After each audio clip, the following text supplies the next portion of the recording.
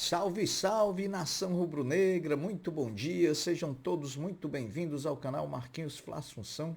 Nós estamos chegando na manhã dessa quarta-feira para deixar você muito bem informado e também atualizado de tudo que está acontecendo no rubro-negro mais querido do Brasil e do mundo, o Clube de Regatas do Flamengo.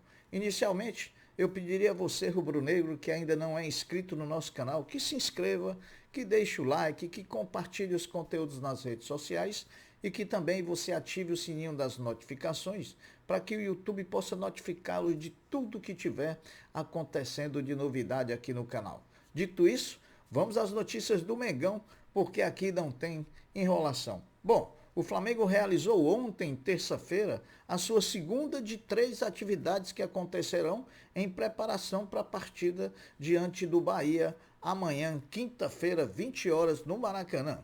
Partida da 10ª rodada do Campeonato Brasileiro. Terça-feira de notícias boas no Flamengo.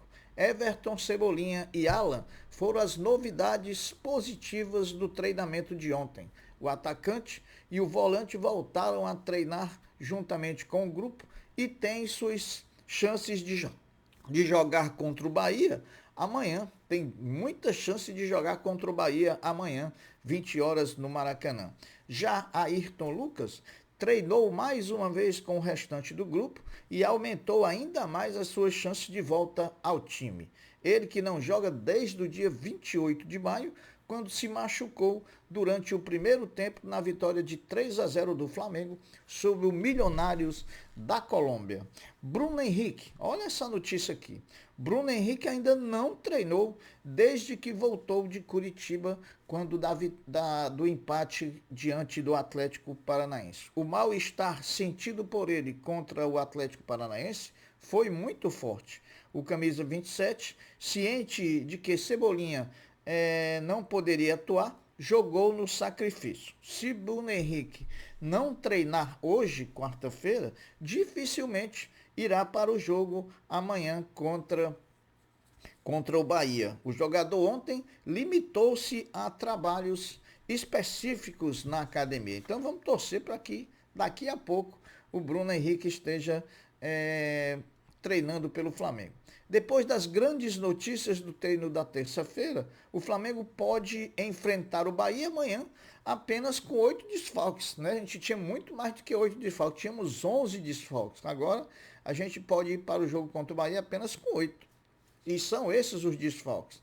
Arrascaeta, De La Cruz, Matias Vinha, Varela e Pulgar, que estão servindo suas seleções, aí são 5. Mais o Fabrício Bruno, que está suspenso, 6. O Igor Jesus com entorse no tornozelo, 7. E também o Carlinhos, que está fazendo um reequilíbrio muscular, que é o 8º desfalque do Flamengo para o jogo contra o Bahia. O Flamengo volta a treinar hoje no CT Ninho do Urubu, pela manhã, na parte da manhã, onde faz a sua última atividade, se preparando para a partida diante do Bahia. No treinamento de hoje, Tite vai definir a equipe e também a forma do Flamengo jogar diante do Bahia. A provável equipe do Flamengo, se tudo continuar dando certo, é a seguinte: Rossi, Wesley, Davi Luiz, Léo Pereira e Ayrton Lucas, Léo Ortiz, Gerson e Lohan, Luiz Araújo, Pedro e Everton Cebolinha. Esse é o provável Flamengo para enfrentar o Bahia. Até ontem, meus amigos, 35 mil ingressos tinham sido vendidos de forma antecipada, frustrando a expectativa de se ter 65 mil pessoas no Maracanã.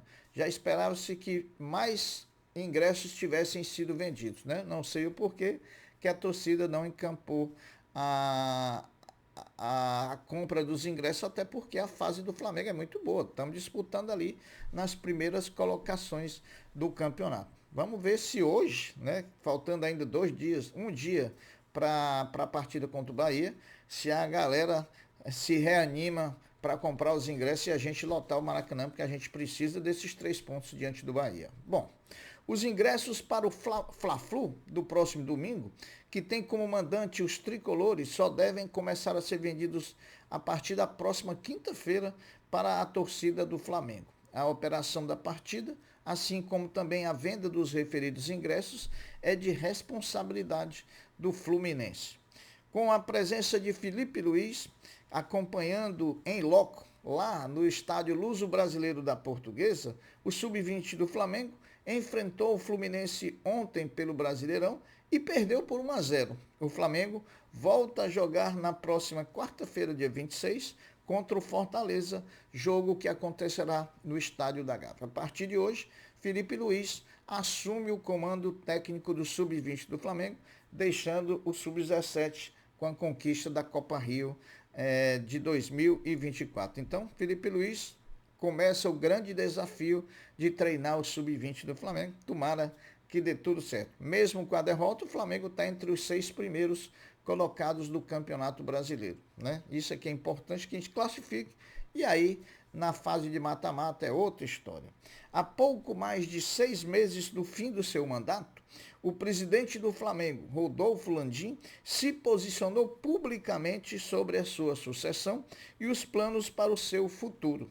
Em jantar com apoiadores realizados em um restaurante na Barra da Tijuca ontem à noite, ele anunciou o apoio à candidatura do vice-presidente geral e jurídico do Flamengo, Rodrigo Dunches, à presidência do Flamengo. E confirmou também a intenção de concorrer a presidente do Conselho Deliberativo do clube. Então, aí as coisas estão começando a se definir.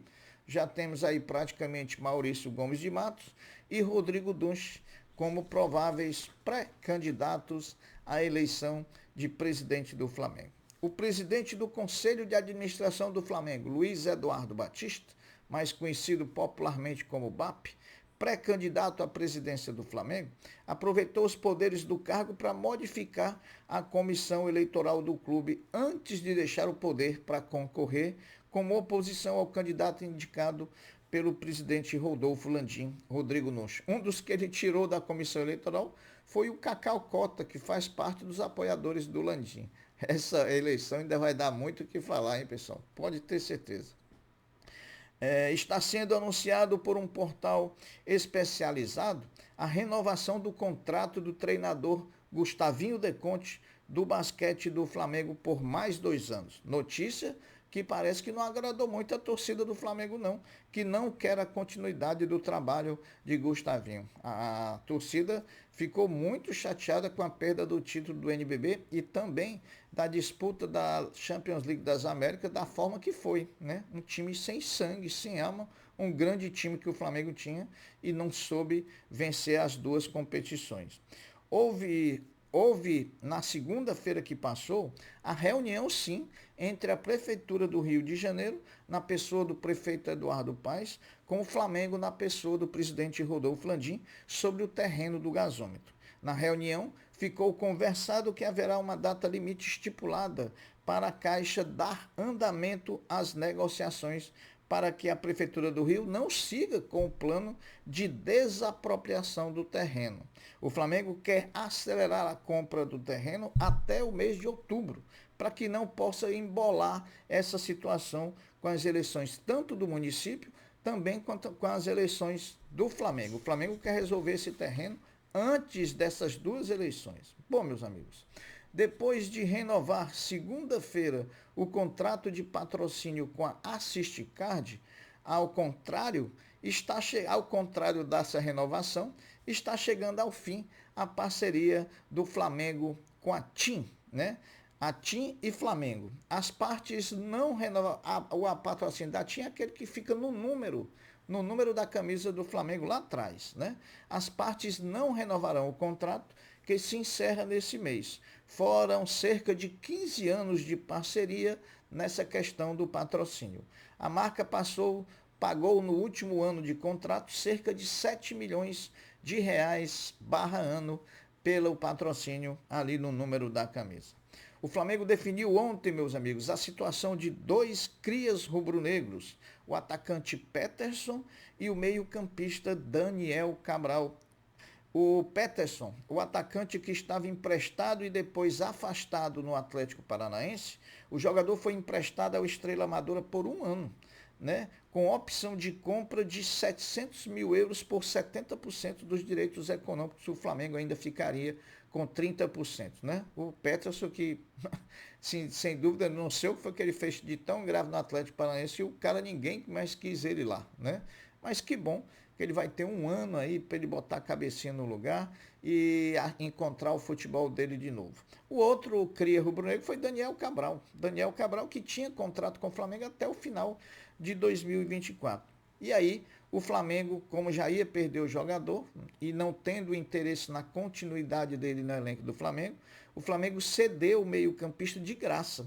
Até porque, como eu falei anteriormente, o seu contrato iria só até o final do mês de dezembro de 2024.